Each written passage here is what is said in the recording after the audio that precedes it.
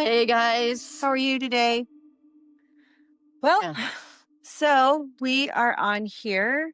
It's taken us a couple days. I think we just wanted to kind of personally reflect what was going on with the assassination of Charlie Kirk. I almost said Kirk Franklin. It's a name. It's the name. It's the name. Yeah, I can't even Mm, express the what I'm really feeling. yeah. I'm angry, but not angry. Mm. Um, I know we've talked all the time Yeah. as it's happened. Yeah. Yeah. Heaviness. The word that keeps Yeah, coming up is just the heaviness that's that we that's feel, we know you guys feel. Even before we started today, Billy was like, Let's pray. We need to pray." And just the weight of what happened and the weight that the community of either Christians or conservatives or for us in the pro-life, realm, if you will, to have a man that has paved the way yeah, to be able to speak boldly and kind of that forerunner is the word actually, to lose someone like that, it's just been difficult to grasp and whatnot. So heaviness has been, like Billy said, we've been talking and it's like you have a lot of words to say and you all know we can talk, right? yeah, But at the same time, you're kind of speechless, yeah. you know? It's like, well, where do we go from here? And it really, for me, is challenging me. I think we are obviously we're doing what we're doing, and we have to be pretty bold to do what we're doing Yeah. with the Glorify Project, stepping into the realm of abortion, and being that it's made political, and Mm, it shouldn't be political, especially because we're coming from the aspect of church yeah. and what the Lord says, and standing on the truth. So we have to be a little bold. Now it just kind of makes me want to be bolder. And also, we've mentioned how the reality of what could happen Yeah. Yeah. is also something that's been on my heart. And I did mention to you that I've mentioned to my kids before Charlie's death that, things can happen and there is a possibility of harm to Yeah. us. And like Charlie, this is a hill I'm willing to die on. Mm, I don't want 100%. to. We like our life Yeah. and Things and are our good. family and Yeah. and everything, but no, but you're absolutely right that I think this has made us reassess, as it's made many of you, and a lot of people, we're more resolute in what we believe. And yet we do understand our humanness and frailty of life, but we don't shrink back. We don't back down, and I'm going to get a little Christian here for a second, but the Bible talks about that we put our hands to the plow, right? And we look forward. And that doesn't mean in an instance like this, we need to grieve and we need to pause and reflect. But as far as the work collectively for all the different realms that Charlie Kirk had influenced, that we put our hands to the plow and we keep going. And the verse actually in the Bible, don't know the chapter and verse, you can Google that. But it talks about, those who put their hands to the plow and look backwards aren't fit for the kingdom. We're called to put our hands to the plow and get to work. And Charlie did that. And so we do recognize that there's safety precautions and we've discussed that and we're going to be reassessing some things moving forward, but by no means does it hinder us wanting to do the work we know God has called us to do, to reach the women we're called to reach, women in crisis pregnancy and unplanned pregnancies, and men too, and children. But yeah, it's just made us really, it's emboldened us, but yes, there definitely are some things that just need to be addressed, and I think a lot of people will be reassessing some things after seeing that, but by no means does that mean we have sat down or we are pumping the brakes or anything like that. So No, it's more like a full steam ahead. yeah, yeah, you know, yeah, um, there's women that need us and couples, and we are going to, as what we say, we're going to be roaring lions. yeah. You know, we're Okay. we're going to go get more people for the kingdom too That's right. through what we're doing. Uh, you know, Another thing that we had also talked about is just the attitude of some people, not all, but of people that I know personally who don't even have an ounce of empathy Yeah. of what happened, Mm. which is like very disheartening to me because the people that I've seen post stuff that I know are truly great people. Mhm. They love people. They're very caring. They got big hearts. They're compassionate, but to see them flip so hard on what happened just blows my mind. I know we some people don't want to be friends because our political views are completely different, and I think that just strengthens friendships Yeah. personally because you have different perspectives on what's going on, but if they have the ability and to find common ground, which is a big thing I say a lot, strengthens friendships. And it's just sad to see that people don't want to have common ground. It's my way or the highway. And because of that type of attitude is what happened with Charlie. Oh, 100%. And also too, we've been saying that those who have said he brought this upon himself, that really is telling, it shows you haven't, those individuals have not taken the time to listen to a full Charlie Kirk conversation or debate, and they've either, listened to a one edited, curated talking point where maybe he was spirited about something and it painted him in a bad light. But if you watched him over a series of conversations, right, and debates, you see that he was all for civil discourse, yes, lively debate for sure, but he was about truth, and he wanted people who disagreed with him to come up so that he could hear their point and vice versa. And that it was not he wasn't there to steamroll people. Even though he was very resolute in his beliefs, he wanted people to come forward and again just have that civil discourse.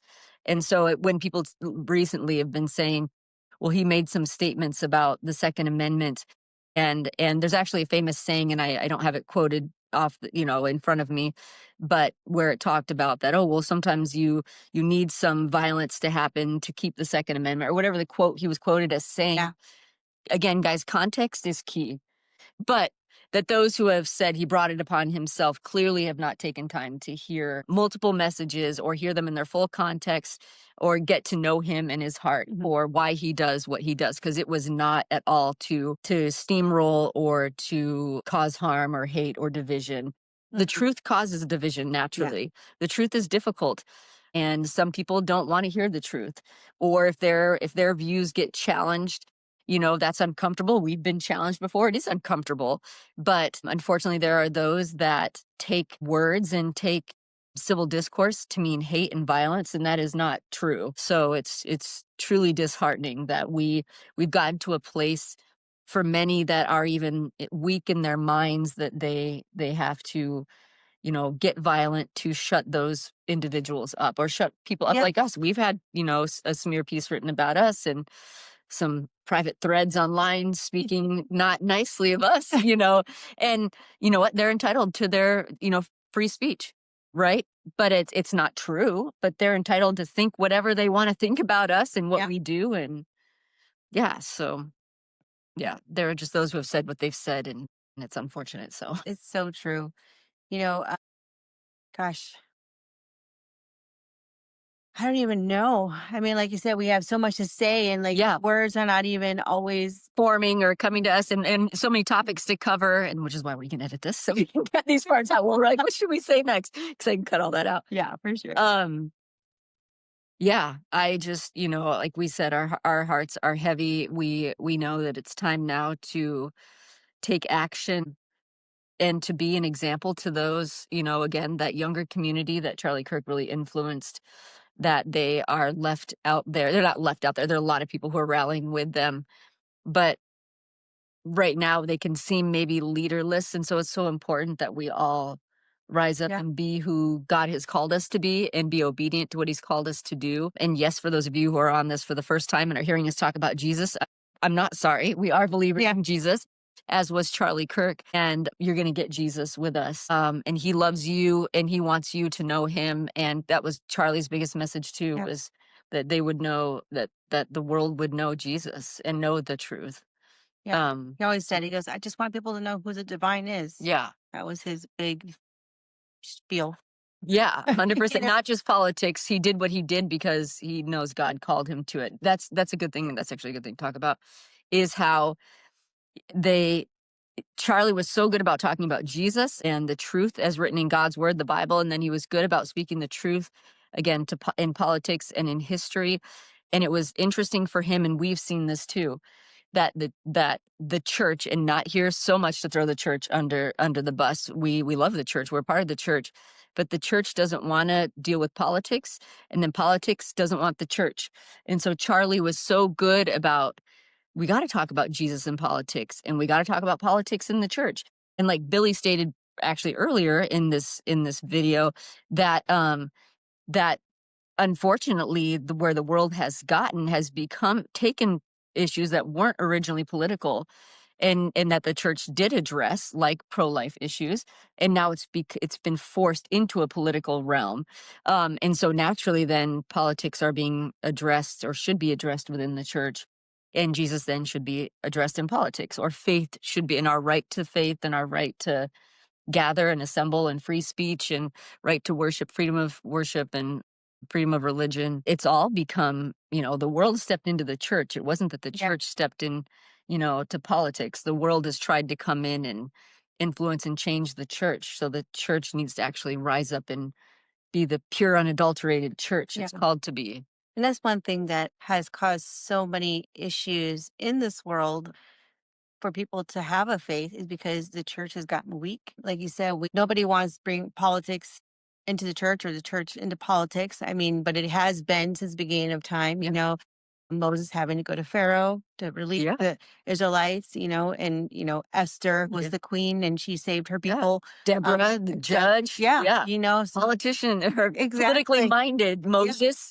exactly. So, I Yeah. mean, these people were in politics because that's just how it Yeah, is. and influence politics. Jeremiah, Nehemiah. I've been listening to so many people lately who make such better points than I can.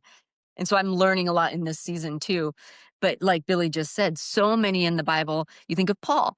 Paul, because a lot of people will go, "Well, that's Old Testament. Like, what about the New Testament?" Okay, Paul, right? Yeah. Who wrote the majority of the New Testament, not all of it, but he wrote a lot of the New Testament, would go into public circles and go and debate and share the gospel, and then reason with elders and philosophers and free thinkers, and would bring Jesus to the table. Politics are in the church, and that the church, or Jesus, is involved in politics. And Charlie Kirk was just really good about, bringing those two subjects together, and understanding that biblical light needed to be shined in politics, and that politics did impact the church. And like Billy was saying, all the people in the Bible, Paul being one of them, and Old Testament individuals, that their belief in God and their walk with God, or if they were a prophet, it impacted government, and they spoke to government, and they spoke to the public.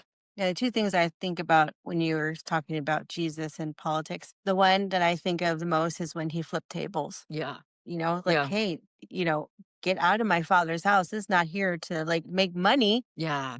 for people to have forgiveness, or when stood and they asked him about taxes and Yeah. money, and he's like, well, give Pharaoh what belongs to Pharaoh, Yeah. Yeah. Yeah. and Yeah. God belongs to Caesar, what God. was Caesar's? Yeah, Yeah. yeah, Yeah. fair Give enough, to yeah. Caesar. Yeah. I knew what you meant. We knew what Billy meant. Give to They're Caesar all what is Caesar's. connected, Yeah. Yeah. right? Yeah. Because the money goes up and it comes That's down, exactly right? right. That's right. So, um, we can't shy away from it. Yeah. We have a government, Yep. and it makes the laws and it regulates what we do as a society. So we have to be a part of it. The church has just gotten, like I said, has gotten weak. You Mhm. know, we stray away from what the Bible says. People have Mhm. taken who God is and has twisted it. God is love. God has compassion. Has forgiveness. God has joy and peace and love, but they're using it in a way to make us compromise Yeah. who he really is. Yeah. You know, Like he's soft on whatever, on yeah, evil, yes, and yet he yeah. wasn't. Like he like you said, he was love, but he's holy and he's righteous. And something I learned from Charlie Kirk, I didn't even know this, that even with our government got, where the framework of our government wasn't just from the minds of our founding fathers. I didn't know that they took it from the book of Deuteronomy. Mm, So again, still learning, right? And we should learn so that. I literally didn't know that the book that was addressed and used the most in the forming and framing of the United States was the book of Deuteronomy, and how to set up a government. So I'm like, so if our government especially in the US, we know was founded on godly principles and by godly men. And that's something, people like to debate and say, well, they were just deists, right? It was a general God. It wasn't the God of the Bible, which isn't true. It was the God of the Bible.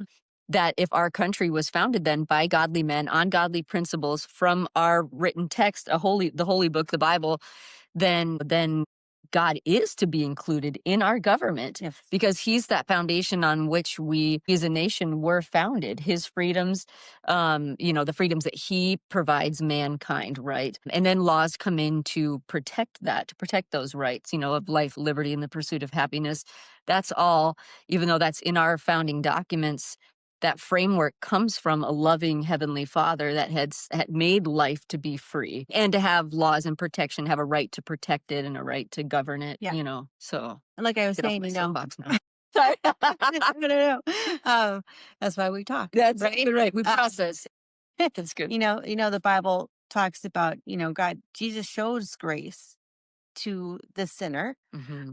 but he doesn't accept the sin. Yeah. Just like the Pharisees brought the prostitute to Jesus and they're getting ready to stone her, and he tells them, "He without sin throw the first stone." That's right. And what do? They drop the stones Yeah. because we are sinful people by nature, right? Yeah. And then showing grace and love in that, but being also in truth by going to her and say, "Go and sin no more." And that's what we have. That's what the church is not doing. Hmm. We're showing love and compassion, but to the point we're allowing people to continue to sin. There shouldn't be an LGBTQ flag flying in the church. Yeah. I'm sorry. I'm sorry, not sorry. Yeah. Actually, sorry, not sorry. Hashtag sorry, not sorry. Because the Bible clearly states that a man should be with a man and a woman not be with a woman. 100%. God created man and woman, not, Steve and Eve. And he No, created Adam and Eve, not Adam Steve and and Steve. Steve. Yeah. That's it. Don't kill children. Yeah. Don't kill Murder, the, thou shalt yeah. not yeah, it's in the 10 commandments, thou shalt not murder, and you don't need the Bible to even tell us that. We think about that's something we talk about a lot, especially with around the topic of abortion, that we're here to address is we all know in our heart of hearts that murder is wrong because Yeah. it's the ending of a unique life, right? And so you don't need the Bible to tell you it's wrong, although it is in the Bible. But if our hearts tell us that abortion, well, you can disagree because some people think abortion isn't wrong, but if our hearts tell us that murder is wrong, that's a direct reflection that we have like an ingrained code, right? Mhm. Within us that says it's an inherent, we know that's wrong. Yeah. You know what I mean? And that's because God created life to be unique. Each of us there's no expression of a human outside of ourselves that will ever be another Emily Anderson or, Billy Torres. And that murder's wrong. To end that is wrong. It doesn't matter if it's still in the womb or if it's, a 95-year-old human, grandparent or whatever, that we know that the laws are what they are. Yeah. And to your point of, we just innately know that murder is wrong. Yeah. So, We talk a lot about, children are taught racism, right? Children are taught abortion is not wrong because we change the heart yep. of the child. We change the heart of a kid. We had mentioned in our last episode about how, in Oregon, it doesn't matter your age or how far in a pregnancy you're allowed to have an abortion. Hmm. And I brought up the issue of an 11-year-old being able to go have an abortion and her parents not even have to Yeah. say anything. Notified. Yeah. If a doctor thinks that it's important for her to have an abortion and not notify the parents, that is okay. Mm. The two things I was thinking about, one, 11-year-old's not going to think I need to have an abortion. Hmm. That is not the first thing that's going to come to Your their mind. mind because Yeah. they can't even wrap their mind around the fact that they're even pregnant Right. or the trauma that has happened to them to cause them to be pregnant. Right. And the other thing that I was thinking about as well as, I'm a boxing coach. Mhm. And in my background that I have to do and the little safety classes that I have to take, I am a mandatory reporter. Mhm. If I see abuse, I am mandatory to go and tell Mhm. the police and report this. Yep. And it blows my mind that a doctor can say, well, Yeah. your parents don't need to know. So it's very important that they Yeah. go ahead and have the abortion anyways. Why are these doctors not Required. calling Yeah. the police. Yeah. They are mandatory reporters, and all of Yeah. a sudden now they have a free pass, Yep. Mhm. so again, we are, as a society, are teaching these young kids that these things are okay when in their minds it would never be. Yeah. It wouldn't even cross their thought Yeah, process, right? That yeah. they're guided by somebody, Mhm. or told by somebody to do this, and it's not. And we understand. We want you guys to know, the arguments that we so often hear against being pro-life and keeping babies and things of that nature, we understand where you're coming from. If you followed us for any amount of time, you know our testimonies. We've faced abortion. We've sat in doctor's appointments. And so we understand why you sitting on the other side may say, well, an 11-year-old should never be made to carry a pregnancy. We understand that argument.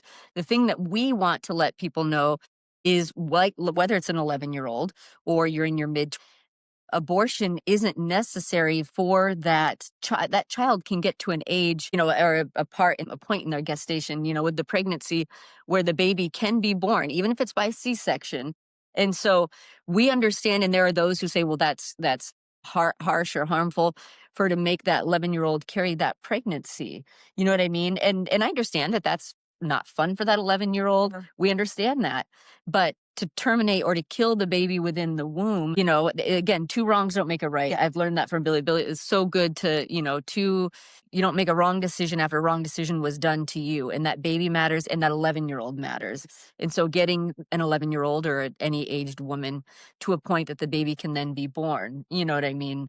As opposed to, ending that life. So, And that's where Charlie did a great job, is because we have a generation of young people that only know one way. yeah. You have to have an abortion.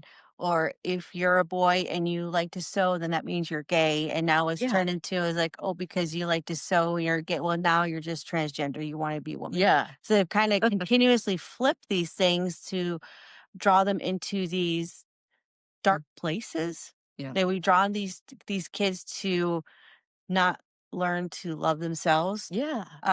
to go through the puberty process, because once they go through the journey, then they know who they are. Yeah. Hopefully, a little bit more about who they are at the end of it. I mean, we all gone through it, Oh, you know, 100%. but we've really corrupted this generation. We want they've been told to think outside the box, Yeah. think about all these other things, and Charlie was able to be like, okay, you're thinking all these things, but here's another perspective. Yeah. 100%. Here's what the Bible says. This is what truth is, Yeah. and because he's been able to do that, he's been able to like really open up the minds of these young people, and people don't like it Yeah. because now they're like they're free thinkers. Well, now they're thinking about Jesus. Like, okay, now we have Yeah, to we put it, can't we have. have that Yeah. because we don't want them to think about everything else, but not Jesus. No. And Yeah, question everything. Question even what you're thinking or feeling, and we all know that kids go through a process. We talk about this, us individually. We've said that I've always been, even myself, tomboyish, and I've said to Billy, I can't even imagine this narrative coming against me in my youth. What that could have, potentially produced, and doesn't make me any less a woman just because I've been more tomboyish, right? Mhm. And or has more feminine qualities or likes more feminine things does not make him any less of a boy. He just may be a softer boy. And I don't mean Yeah, soft in a negative way either. I just we've talked about femininity and masculinity are a spectrum even. We're all about spectrum with other things, yeah, What about a spectrum within gender yeah. in the sense that it's all male, all female, but then there's, you know what I mean? There's degrees of femininity and masculinity. But yeah, like you said, Charlie Kirk was really good about, having these conversations and highlighting that there's a real push or an agenda to put this on the culture today and on the young people today. And he was waking people up, Yeah. to the truth, and that everybody goes through stages and feelings of different things and can be questioning things. And it doesn't mean the world wants to come in and then define that as something, as opposed to just saying that's a part of your maturing and your brain developing and your body's Mhm. developing. You know what I mean? And we're not here to criticize anyone who, if you're an adult and you've made decisions and now you've changed a gender, as an adult, as a free thinking adult, like we may not agree with that lifestyle, but but okay, but our young kids whose brains are still developing, you know, their frontal lobe hasn't fully developed, we shouldn't be telling them things that they shouldn't know. But but yeah, so we just, you know, we want to continue this dialogue, you know, that Charlie Kirk has started. And today we not that we're wrapping up yet, but that we talked about so many topics that are challenging in the world today and in the West. And, you know, we happen to come to the table with our testimonies around the subject of abortion, and God has called us to share our testimonies because there are women out there that need to hear what we've been through and that they know they're not alone. And that may be you. And you have a testimony. You've been through things that there are those that you could speak to. And that's really why we're here. And we feel so inspired and encouraged by the life of Charlie Kirk that we'd be doing him a great disservice if we did not kind of refresh and take this new boldness and step out and be a strong pillar in at least this part of his message you know, being the pro-life movement and not wanting to kill babies in the womb, and to educate mamas and daddies, and then also let those know who have been through that process, have had an abortion. You're not alone. You are loved and valued.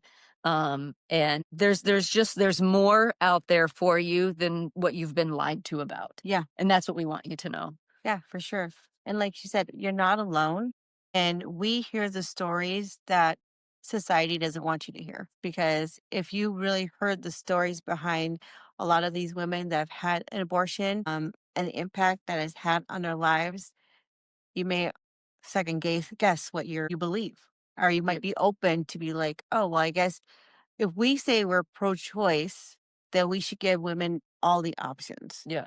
Um, but That's good. my experience with people who are pro-choice, there's only one option. Yep. I mean, I don't understand how you support women and then someone decides they want to keep their baby and go to a pregnancy resource center, and people's first reaction is to go burn it down, Yeah. or or threaten to, or our senators are threatening to, shut these Pregnancy resource entrances centers. down. Yeah. It's like, why? Yeah. I mean, if you're so For the mom and all pro-choice, the options. then why would you do Yeah. something Why like would you that? want to That makes destroy help? makes Yeah. sense. We want to help. I don't know, understand why other women are mad because we want to help. Yeah. I know you want to have my body, my choice, and that only pertains to abortion. Yeah. We are very anti-vax. Yeah. None of us have had the COVID shot or anything like Yeah. that. And now, California, Oregon, and Washington want to do their own health care system where everybody has Start to be their own. vaccinated. It's like, but it's my body, my choice. Yeah, we have a right to what we do with our bodies. And even to add to what you just said, because again, we understand the argument of my body, my choice. And that should imply all the options. And Billy just said how more often than not, women who say my body, my choice, they're only given the option of abortion, or they're fighting only for the option of abortion, where it is your body, your choice, but do you know all your choices? And so that's why we're here. That's what the pro-life movement is for, is that we want women to know that at the end of the day, you are free to make your own choices. We believe what we believe, and we believe that really abortion is never necessary. And we can speak specifically Yeah. to that with our testimonies, and you can go back to previous videos of where we share our testimonies, but women often are coerced or feel like that's their only option because they don't know all their options. So that's so good because that's why we're here. That's why most pro-life organizations are here. And you're right. The government wants to shut down and has tried to shut down pregnancy resource centers that give free ultrasounds, free pregnancy tests, free resources. We're even connected with Options, which I love the name Options. You have Options Pregnancy Resource Center in Albany, Oregon, and we do a new beginning box, a baby shower in a box for moms who have nobody. And so there's resources, Yeah. and most women don't know that, or there's it's the pro-life movement has been shed such a light upon that can be a negative thing. So there are those who are like, well, I don't want to be affiliated with the pro-life movement, because there was a day that there were those who were militant and standing outside abortion clinics and saying you're going to hell. And that is not the heart of most pro-life individuals. That we've stood outside of Planned Parenthood, but it was with a sign of our testimony. one line of Billy's testimony and mine, and we wanted women to know, you going into this clinic to have an abortion, we have faced unique situations facing abortion, and that those moms aren't alone, and we'd love to talk to them about it before they maybe make that Yeah. decision. So that's the pro-life argument, and we think, no life should ever be snuffed out, no matter how small or old or young or disabled, or you know what I mean, or whatever your skin looks like, that all life is valued. Yeah.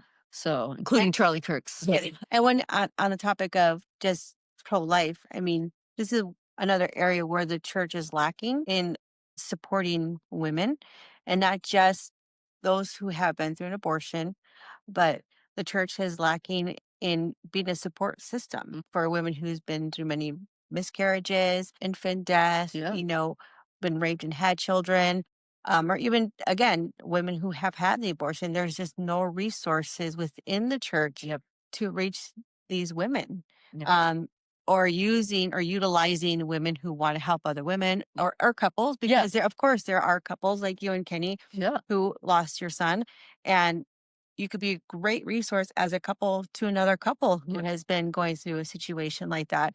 Um, and that's, again, the church doesn't want to be political, but yeah, but dealing, at what yeah, cost? but dealing with people's Yeah, hearts mhm, and hurts and pains yeah. is where the church is supposed to be. 100%. You know, And like she said, it doesn't mean, we understand when certain things don't want to be said from the pulpit, we understand that. But let your churchgoers, your congregants know that there are people within your church that understand and are there, but that even in the church we attend, they know we're there within the church to encourage women. And we know the statistics. It's like the world. I think 50% or something like that within the church, or some staggering fact, that are have had an abortion or have faced an abortion, same stats within the church as without of the church.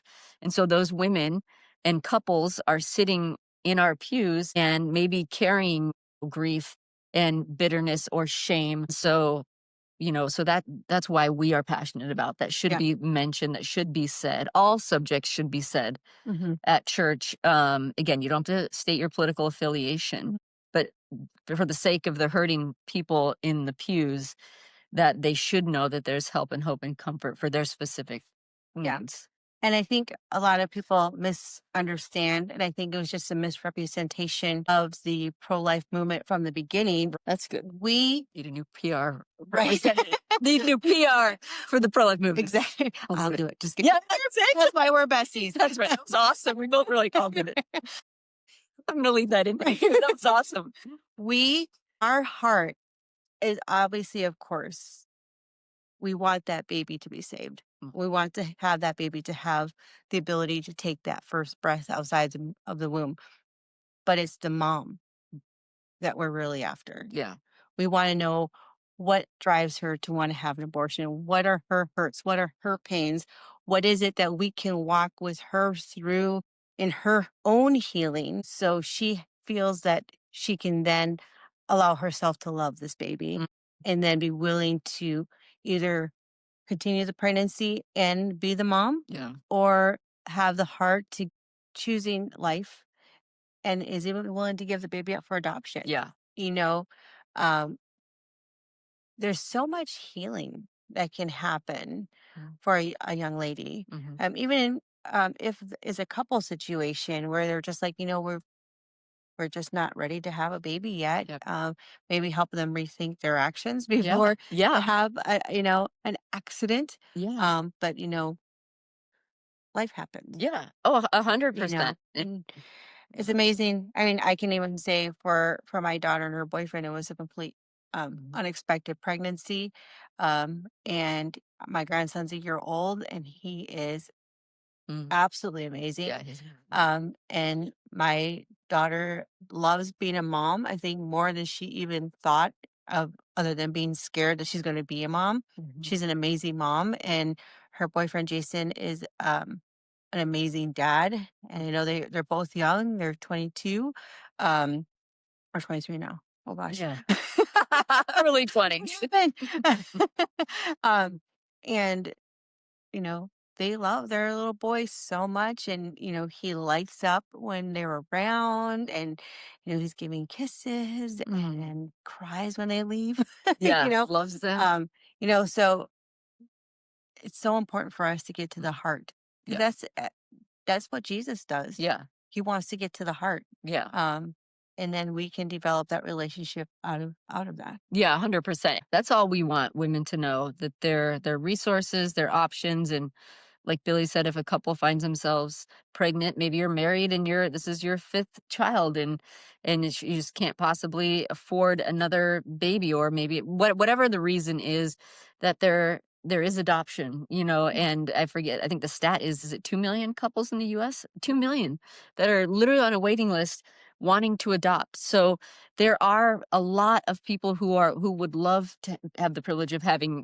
taking your baby and raising your child if you feel like you can't. And I think not enough women know Mm. that there are those who for whatever reason cannot have children. And we even, we have a woman within the connection of our community of the Glorify Project that has been unable to have children, and she has a lot of like spiritual children, like my kids are My very close kids. with her, and Billy's kids and some of our friends kids. And it's amazing to watch how God works in those instances, that maybe you genuinely can't physically take care of a child, but there are those who want to love your child. And I know an argument sometimes people often say is, "Oh, the system is broken," and it is, and there needs to be reform. That kids going into the system, it's not a good situation, and so we only hear that's another reason why to terminate a pregnancy is because you don't want the kids to go into the system, and there's all these bad things in the system. What you don't realize is how many couples there are out there that want to have your baby, and take care of your baby if you can't. So, the system may be broken, and I think that's an area that's not our expertise, but Yeah. there are great people who work within the system and are trying to improve. I mean, I know you can speak to that, just to the state and things of that nature, and that does need to be reformed. But that shouldn't be a reason as to not have your child or give Yeah. your baby that opportunity to live when the baby is wanted by so many. Very true. So we also want to encourage you that whatever it is God's called you to do, whether it's in line with what someone like a Charlie Kirk has done, or just whatever God's put on your heart to do, it's time. We're in the season now that whatever God has called each of us to do, it's time to stand up and do those things, and to do them with boldness. And maybe you don't know, well, I don't know what my next step is. Okay, pray about it. Do some research, but don't sit on what you have a desire in your heart to do. Maybe it's been part of your experience, your testimony, or God has specifically told you, or maybe a mentor has told you you should really look into doing this. It's time to do those things, Yes. because there are people who are literally waiting on you to step out of your comfort zone and be willing to whether speak truth to power in love. That's what we always say. Like, God does call us to speak the truth, but it's not just the truth, because the truth can be harsh, but it's the truth in love. Yeah. And so, whatever it is God has given you to do, it's time to do those things, Yeah. because there's a hurting world out there that's looking for people to pave the way. And that's what Charlie Kirk was so good about. And the many others like him. For us, there's so many that we look up to, like a Lila Rose or an Abby Johnson or a Seth Gruber, and obviously Charlie Kirk. And then the Lord, we trust God with what he's given us to do. And we know there are many who look up to us, and we're just two girls from Corvallis, Oregon, you know what I mean? Who have a lived experience. And I know we didn't talk too much testimony wise, but you can see that tons of places on our social media. We feel inspired by Charlie, and it's time to, I mean, we've been doing this, but continue to stay on the horse and keep going. So, Yeah. And the last thing would like to also just remind people is that as we stand up, as you do what God has called you with boldness, don't get tripped up with violence. yeah. Okay. We've overall have had not riots. We're not burning buildings down. We're not, Inciting um, calls to violence. yes, Yeah. but don't let them pull you in, Yeah. because that's exactly what they want to do. That's what the devil's trying to do. He wants to flip everything on us as believers Yeah. to be the bad people. Yeah. Um, and let's just Charlie wasn't violent. No, I mean, of course, if you have to defend yourself, but don't be the one to throw the first blow. that's I right. mean, if you're going to throw anything at them, throw the words of God back Yeah, at them, exactly. Or challenge their point of view. Yeah, Use your brain. yeah. You know what I mean? And use your words. Like words, I know today we hear words are violent, are violence, or we even hear silence is violence. And that's all those are lies to incite action and to incite, unfortunately, anger and actual real violence. Mhm. And that's not true. No, I think of raising children and we're moms, and a lot of you out there are moms or you work with kids. What do we tell our kids all the time? Use your words, right? Use your words. I can't understand you. I can't read your mind. You Yeah. know what I mean? And sometimes we act out and get angry because we think people won't understand. Use your words. We were given the ability to speak. That's how I got to know Billy. Billy got to know me, and how we share our testimony with you, that we would use our voices. And I know, we've seen that all throughout history. Mhm. You think of a Dr. Martin Luther King Jr., or we just always think of someone like that, but who was willing to speak, in a difficult time, and as well as obviously Charlie Kirk, as well as Jesus, as well as any prominent person that maybe you've aspired to or have listened to. They used their words. I know for sure, even Dr. Martin Luther King Jr., in the time of, like, you think of the freedom riders and stuff like that, like they all literally signed like a contract that said they would not get violent, even if violence was done to them, that they would remain peaceful. And I think we could return to those types of Mhm. contracts. That Billy and I have said that, like, we joke about throwing hands, and we'll throw hands and lay hands. That's just a Yeah. personality thing. She probably carries a knife. He's She's Mexican. Mexican. Yeah, exactly right.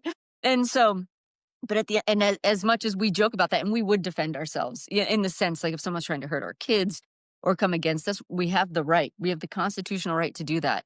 But we are not looking to get Right. violent. You know what I mean? And we we definitely come against anyone who would want to incite violence, Yeah. and we condemn that on all sides of the political spectrum, and from every individual. But we win this by communicating, sitting down, having civil discourse, civil conversation like Charlie did, challenging each other's ideas. How do we get better? We challenge ideas. Iron sharpens iron. Yeah. And that's what we're here to do. And we want to pick up that mantle. That's the word. We want to pick up that mantle that Yeah. Charlie has left behind, or the baton. And we're just one of millions that, and even people who didn't like him are seeing this and are like, yeah, we need to be more like that. Mhm. So we want to pick up that mantle. And Yeah. So remember to be quick to listen mhm, and slow to speak. yeah, And that's a word for if me. you, if we can learn to listen, no matter how hard the argument is going, if you can learn to listen, Yeah. there is common ground. And that's how you can build a really good foundation is work on what you guys have or we have Yeah, in common it's good. and build from there. And we're not cookie cutters. We have the same point of view, but we're different people. Our stories are different, but our common ground is Jesus, and he's building it up from there. It's good. It's so good. Yep. At the end of the day, because there's people who look at us, or we could even look at them and be like, "Whoa, we have nothing in common." They breathe air. Mm. Their blood is red, right? They're human. They're frail like we are. We start there. You know Yeah. what I mean? We're all on the same planet. Let's start there. We have that in common. You know what I mean? We Yeah. really do. We forget. Not you and I.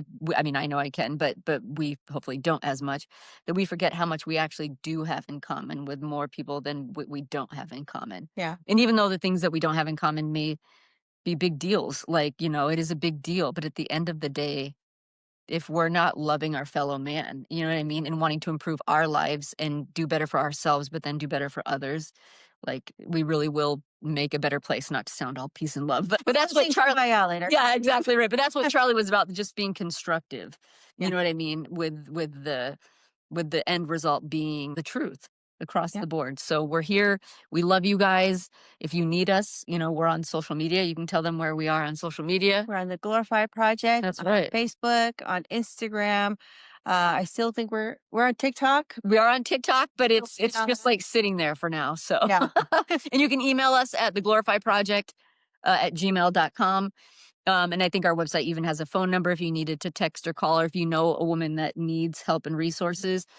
Even if you're not in the state of Oregon, we are in Oregon, and we have a wide range of resources here, not only in the Willamette Valley, but across the state. And if you're out of state and you don't know where to go, you can always reach out to us. We will connect you with somebody. The other point that we like to say is reach out to your local church. Most churches, even though they may not be talking about these subjects, do have resources or can plug you in with a community that has Yeah. resources. So don't be afraid. That's what the church is here for. And then go to the state if you need to go to the state. But churches were that initial help, was originally that help that people had. So Yep. we're here. We love you. Let's keep this conversation going. If you have questions, post them to this video and reach out on Even if social media. even if you have comments, Yeah, that's we're here. the same realm as we are. Yeah. Yeah, exactly. We'll read it. You might try not to sting too bad. Yeah, exactly. Let's But be civil as much as we can. You can disagree. We don't mind that you disagree. Like Charlie, we invite you. Those who disagree, come to the mic, right? Like yeah, Charlie used to say, and be the first ones at the front. We want to listen to you. We're here to love on you and hopefully find some common ground and offer some resources. So we love you guys. We will see you next Friday on our next video. All right. yeah. Love you guys. Bye. Bye.